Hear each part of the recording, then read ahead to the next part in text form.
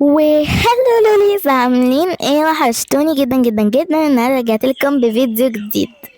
طبعا عارفه اني طولت عليكم يعني، وبقالي فتره ما نزلتش فيديوز، بس عموما انا رجعت لكم. وفكره فيديو النهارده هو اني اشتغل لمده يوم كامل او 24 ساعه يعني كموظفة في خدمة العملاء.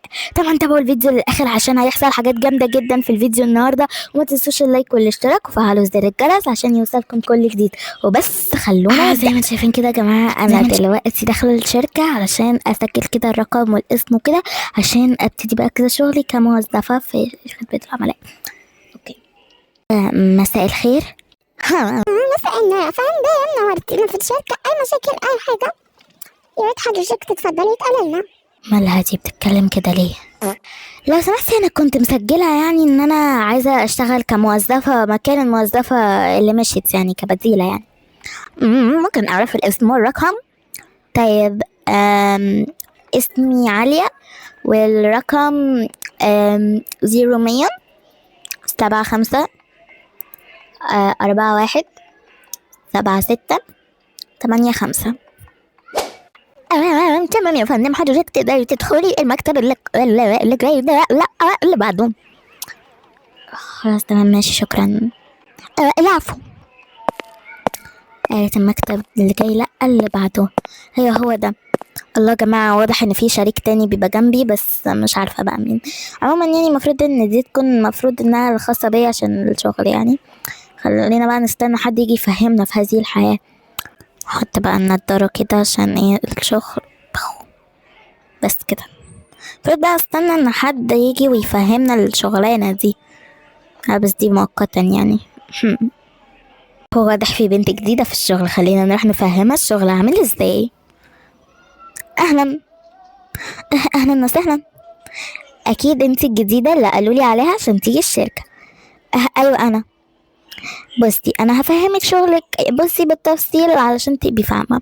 انت المفروض التخصص بتاعك في خدمة العملاء، انك هتخدمي العملاء اللي هيقولوا لك على مشاكل في الكهرباء او النت يعني.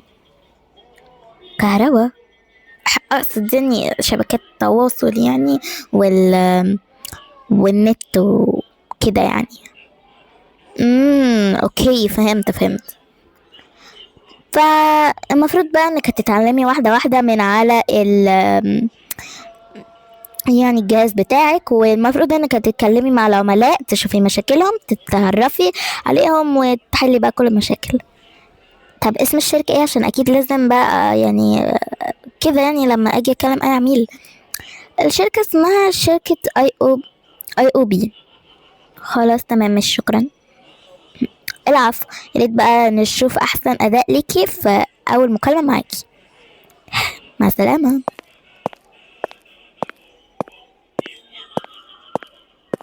بجد مش عارفة يعني هعمل ايه في اول مكالمة كده، اني بقى اقعد بس كده اشوف.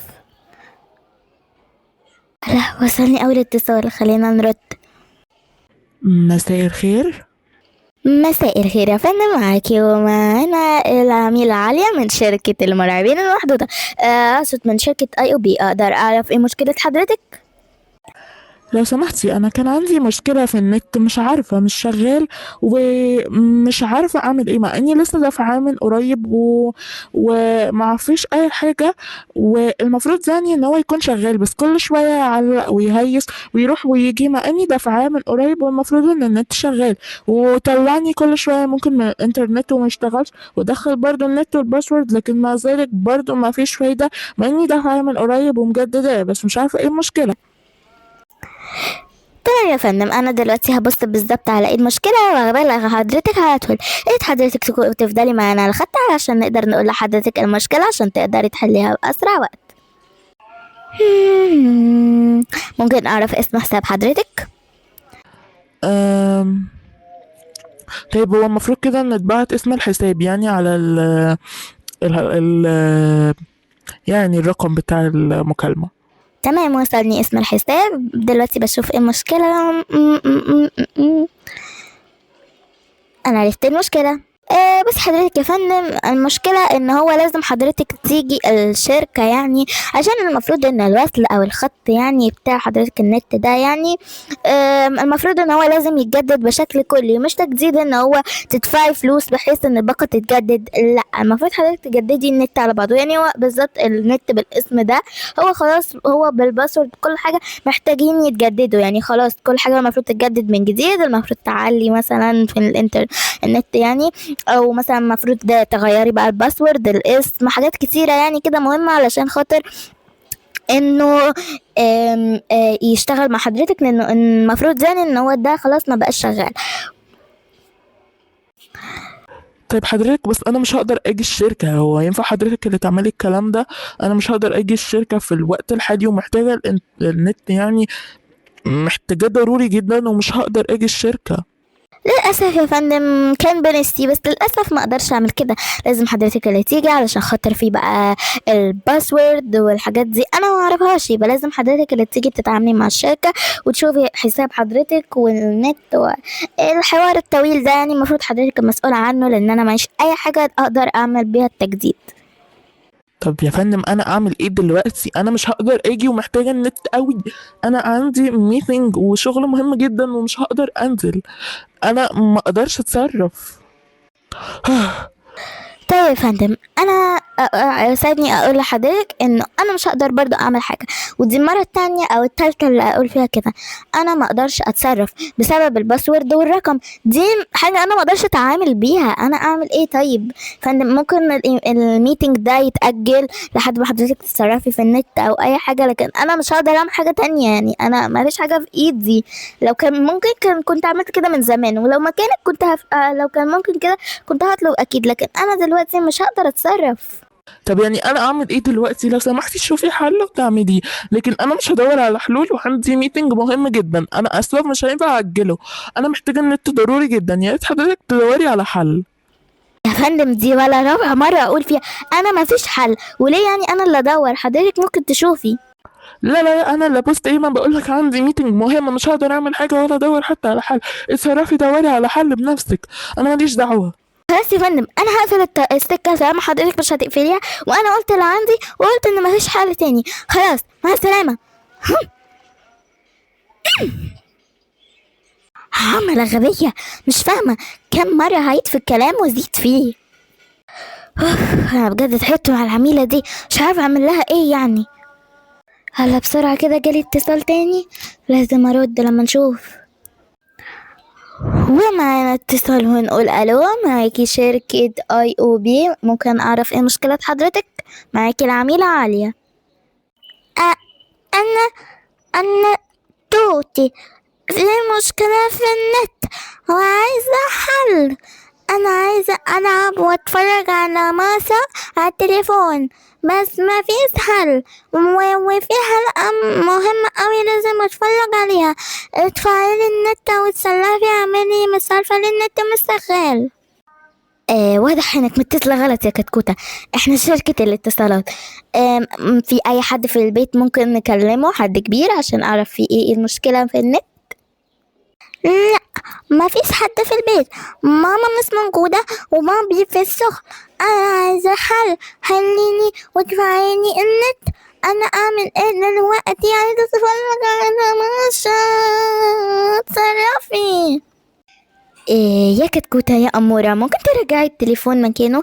أحب أقولك أنا مش هقدر أدفع دلوقتي، ممكن تستني ماما أو بابا يرجعوا البيت علشان يدفعوا لك النت حلوة وتتفرجي على ماشا وميني ماوس وكيتي ولو كيتي وكل اللي انت عايزاه، لكن أنا دلوقتي ما أقدرش أعمل أي حاجة تانية.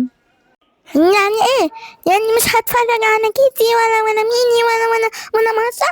اتصرفي. اتصرفي بقى، عايزة النت. طيب من الواضح ان احنا مطورين. طيب انا بما انك انتي مش عايزة تقفلي السكة وانا قلتلك اللي عندي، وانا بصراحة ماليش خلق اقعد اتخانق مع الاطفال، انا زي ما بقولك كده حبيبتي، استني لما ماما او بابا يجوا البيت وهم يكلموني ونشوف ايه مشكلة النت سوا.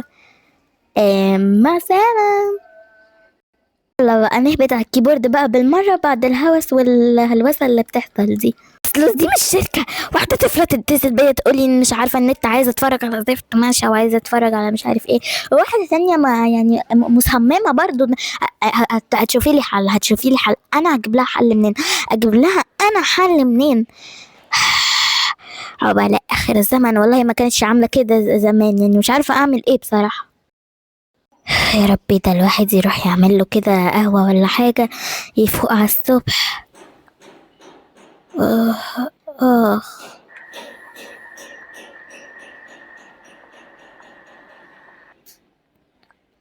اخ، الا في سندوتشات ولا حاجة الواحد ياكلها كده؟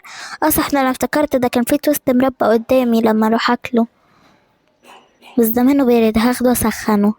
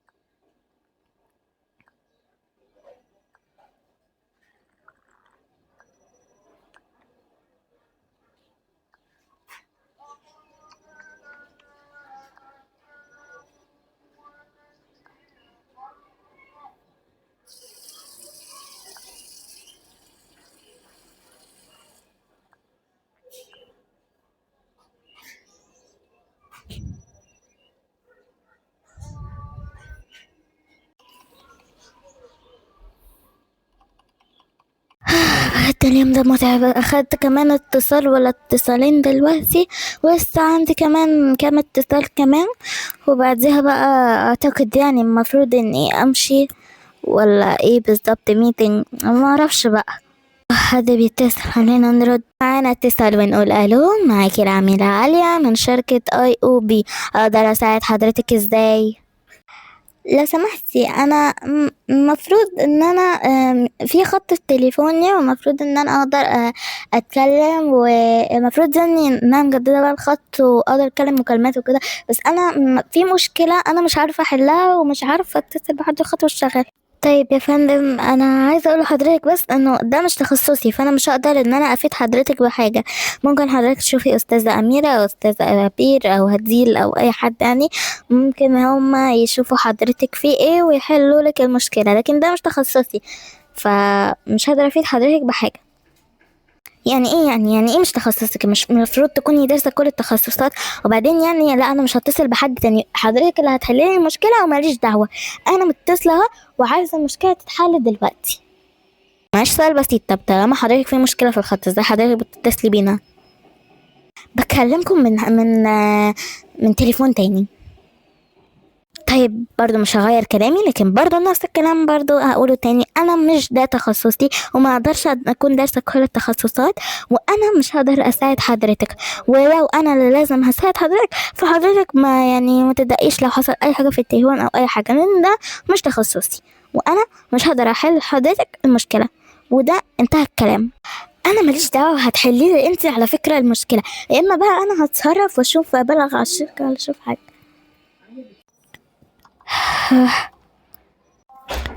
يا فندم، يا فندم، يا فندم اهدي. مع السلامة يا فندم، خلاص. من الصبح بقنع فيها وهي ما فيش فايدة، مش عارفة اعمل لها ايه بجد. عملة غريبة، انت مش فاهمة في ايه. ده انا مش قادرة وعايزة اروح، بس المشكلة اني مضطرة اكمل. اعمل ايه طيب؟ مضطرة. يا ربي، معقولة كان اتصال تاني؟ طب انا اعمل ايه دلوقتي؟ هرد وخلاص.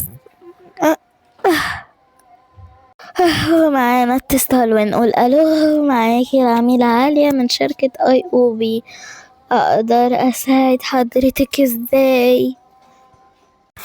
لو سمحتي، انا في مشكلة في الخط، ومش عارفة اذا كان حضرتك المسؤولة عن خطوط التليفونات وكده، بس في مشكلة في جهاز تاني عندي، ومش عارفة احلها ازاي. ممكن اعرف ازاي احلها؟ ولو في حد تاني هو المفروض المتخصص للتخصص ده، مين لو سمحتي؟ عشان انا مش عارفة.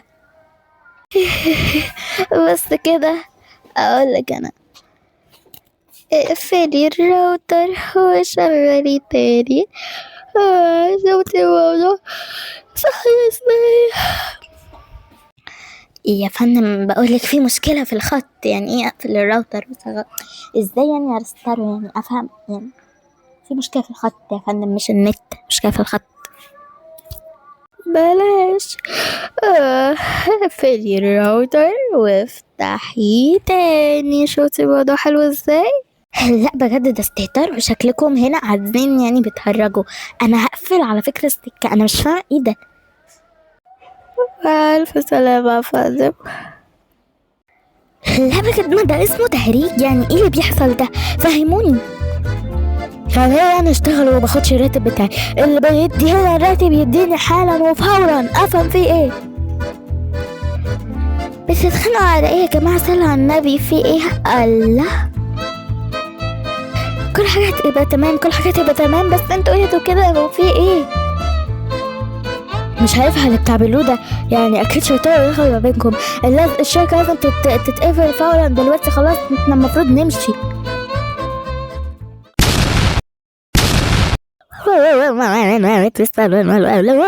معاك شركة العالم المرعبين المحدودة ومعاك الاستاذ. يا ربي بجد معايا ناس ما بتفهمش، مش عارفة اعمل ايه بجد. الواحد يعمل له كوباية قهوة كده.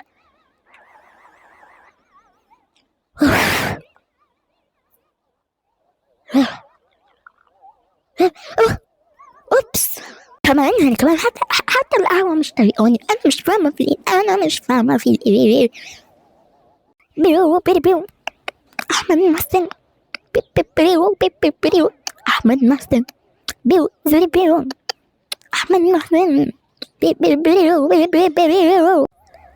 هو معانا اتصال ونقول الو، معاكي العميدة عالية من شركة IOB، اقدر اساعد حضرتك ازاي؟